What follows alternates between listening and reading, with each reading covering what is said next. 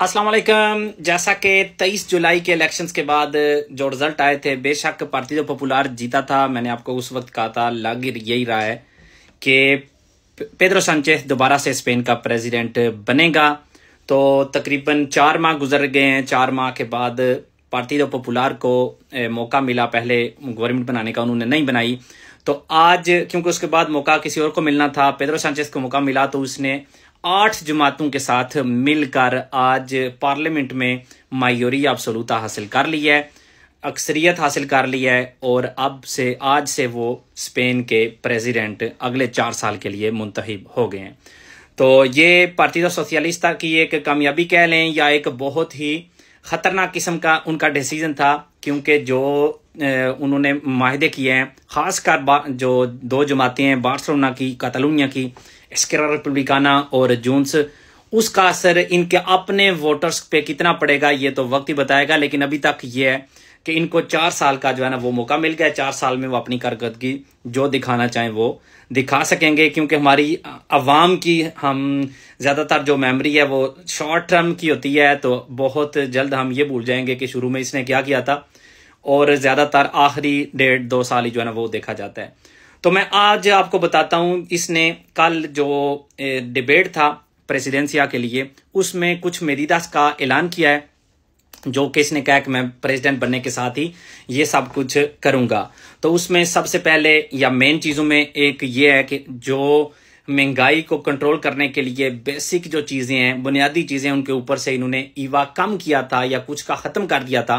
तो वो 2024 के जून तक जारी रहेगा। वैसे तो ये 2023 के एंड में ख़त्म हो जाना था, लेकिन उसने ऐलान किया है कि 2024 के जून तक ये चीज़ इसी तरह से रहेगी, मतलब ईवा रेदुसीर ही रहेगा।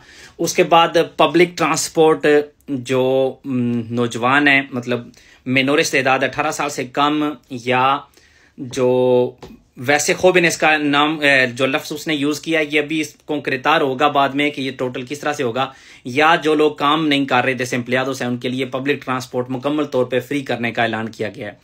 ये बिल्कुल अभी तक कबल वक्त है कि किस तरह की ट्रांसपोर्ट की यहाँ पे बात हो रही है। मेरे ख्याल में ये वही ट्रांसपोर्ट होगी जो कि गवर्नमेंट के कंट्रोल में आती है, फेडरल गवर्नमेंट के कंट्रोल में। हो सकता है लोकल ट्रांसपोर्ट की भी बात हो, लेकिन ये क्योंकि लागू होगी 1 जनवरी 2024 से, तो आहिस्ता आहिस्ता इसका जो क्राइटेरियास हैं वो हमें बताते जाएंगे। तो मैं आप लोगों के साथ इंशाल्लाह वो भी शेयर करूंगा। लेकिन अभी तक ऐलान जो किया उसने वो मैं आपको बता देता हूं कि पब्लिक ट्रांसपोर्ट मुकम्मल तौर पे फ्री कर दी जाएगी, नौजवानों के लिए, मिनोरिस के लिए, और जो देश एम्प्लॉयज हैं, मतलब जो काम नहीं कर रहे। उसके बाद अगला जो मेरीदा उसने कहा है वो है जो बोनो कुल्तुरल था, जो लोग जो बच्चे 18 साल की एज पूरी करते थे उस ईयर में, उनके लिए 400 यूरो।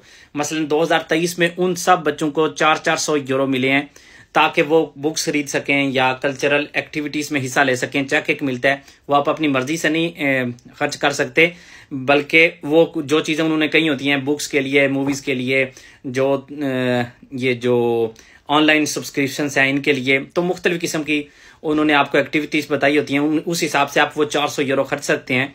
तो वो 2024 में भी जारी रहेगा, ये उसने ऐलान किया है। उसके बाद अल्किलेर का जो बोनो है खोबेन, वो भी जारी रहेगा। 250 यूरो जो 35 साल तक के लोगों को मिलते हैं वो भी जारी रहेगा। और उसके साथ साथ ये जो एक प्लान का आगाज़ किया था, जो मकान ख़रीदने के लिए 20% इपोतेका का, कि गवर्नमेंट की तरफ से 20% दिया जाएगा, ताकि अगर 80% जो बैंक है वो देता है और 20% हुकूमत देगी, ताकि बंदे को अगर उनके पास आउरोस नहीं है, उनके पास बचत नहीं है, तो फिर भी वो मकान खरीद सकें। जारी सी बात है वापस करना ही होगा, लेकिन यह है कि आपके पास अगर बचत नहीं होगी तो फिर भी आप उस 20% से अपने जो अखराजात हैं वो पूरे करके मकान खरीद सकेंगे।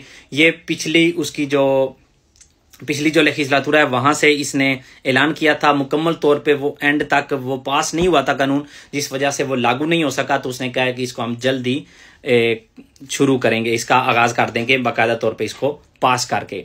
उसके बाद एक और बहुत बड़ा ऐलान उसने ये किया है, जितनी भी एडमिनिस्ट्रेशंस पब्लिक हैं, जो गवर्नमेंट के ऑफिस हैं, वहाँ पे जो सीता का सिस्टम है उसको जल्द से जल्द ख़त्म कर दिया जाएगा, ताकि आप बिना सीता के जा सकें। ये भी एक ऐलान है, देखेंगे कब तक ये इसके ऊपर अमल करते हैं। उसके बाद जो पेंशन्स हैं उनको जो कीमतों की बढ़ती रफ्तार है उसी हिसाब से जो पेंशन हैं वो भी हम हर साल उसी तरह से बढ़ाते जाएंगे। मतलब अगर कीमतें 3.5% बढ़ी हैं पूरे साल में, तो पेंशन्स भी 3.5% ही बढ़ेंगी। ये भी एक जो शुमार के साथ शायद उनका वादा हुआ था, उसमें इस चीज़ का भी ये भी चीज़ लिखी गई थी। और एंड पे एक ऐसी चीज़ है जो कि नौजवानों के लिए, अब नौजवान कब तक, किस एज तक ये कंसिडर करते हैं, आमतौर पे तो 35 तक, लेकिन ये क्योंकि एक मेडिकल का मसला है तो इसमें देखेंगे कि इतनी एज का ये इनका हिसाब है। वैसे कह रहे हैं कि जो दांतों की जो ट्रीटमेंट है या आंखों की, ये और ज़्यादा इसमें सर्विस थी, पब्लिक सर्विस में ये इंक्लूड कर दी जाएंगी। तो ये ऐसी मदीदास हैं जिनका ऐलान कर दिया गया है। अब देखते हैं कब से इनके ऊपर अमल दरामद शुरू होगा। और प्रेसिडेंट भी पेड्रो सांचेज बन गया जिसने इन चीज़ों का ऐलान किया है। अब वक्त के साथ साथ पता चलेगा इन सब में से कितने के ऊपर अमल दरामद होता है और कितनी देर के बाद। अल्लाह हाफिज़।